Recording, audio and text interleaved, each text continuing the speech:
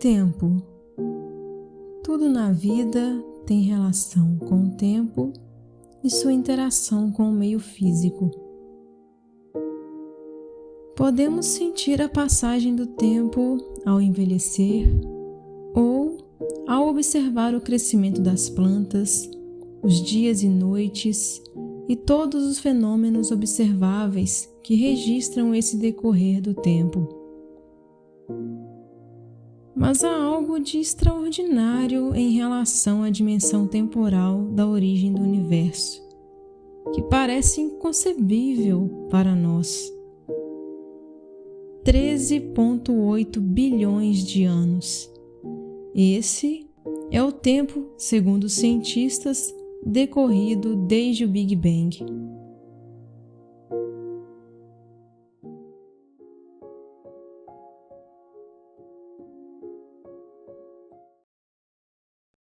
Ok, e a teoria mais aceita no momento é de que o universo foi criado há 13,8 bilhões de anos, a partir de uma singularidade, um pequeno ponto com um estado de densidade e temperaturas extremas, temperaturas que chegaram aí à casa de 10 elevado a 32 graus Kelvin, isso é, o número 1 seguido de 32 zeros.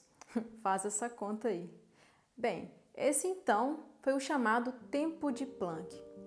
E sabendo que tudo isso estava ocorrendo a milionésimos de segundos a partir do estado inicial, o universo ele deu um salto do tamanho de um núcleo atômico para o tamanho do sistema solar. E foram também nesses primeiros milionésimos de segundos que haviam partículas chamadas de quarks, elétrons, pósitrons e neutrinos. E pares de partículas estavam sendo criadas e aniquiladas a cada instante, produzindo fótons com energias inimagináveis. É esse o processo hoje conhecido como Big Bang. E a partir de então, o universo começou a se expandir e a se esfriar.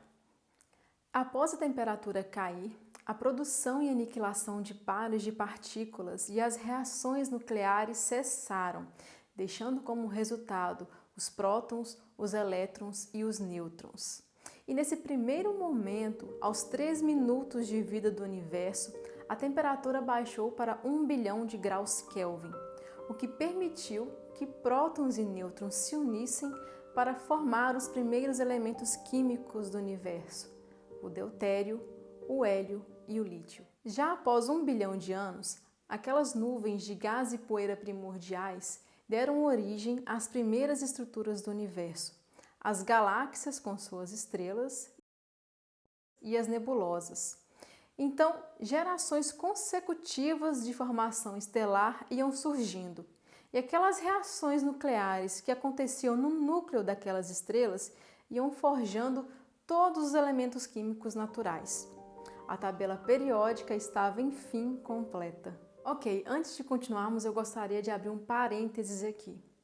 O termo Big Bang ele foi cunhado por um astrônomo britânico chamado de Fred Hoyle, que usou o nome Big Bang de forma pejorativa para tentar ridicularizar a teoria do início do universo.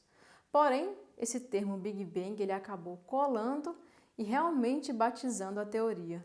E a primeira pessoa a teorizar em 1927 sobre a expansão do universo foi um padre belga chamado Georges Lemaitre, o que ainda hoje não é um fato tão conhecido. Lemaitre chamou sua ideia de teoria do átomo primordial e ele baseou-se em parte na teoria da relatividade geral de Albert Einstein.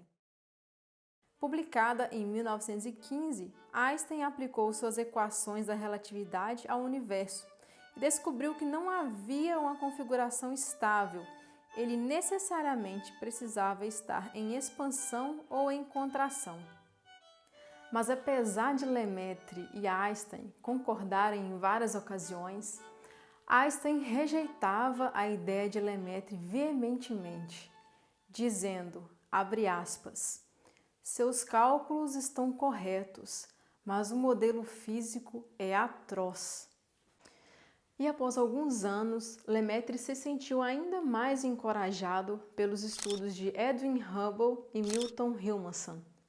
A participação desses dois astrônomos na teoria do Big Bang consistiu em medir as velocidades e as distâncias das galáxias.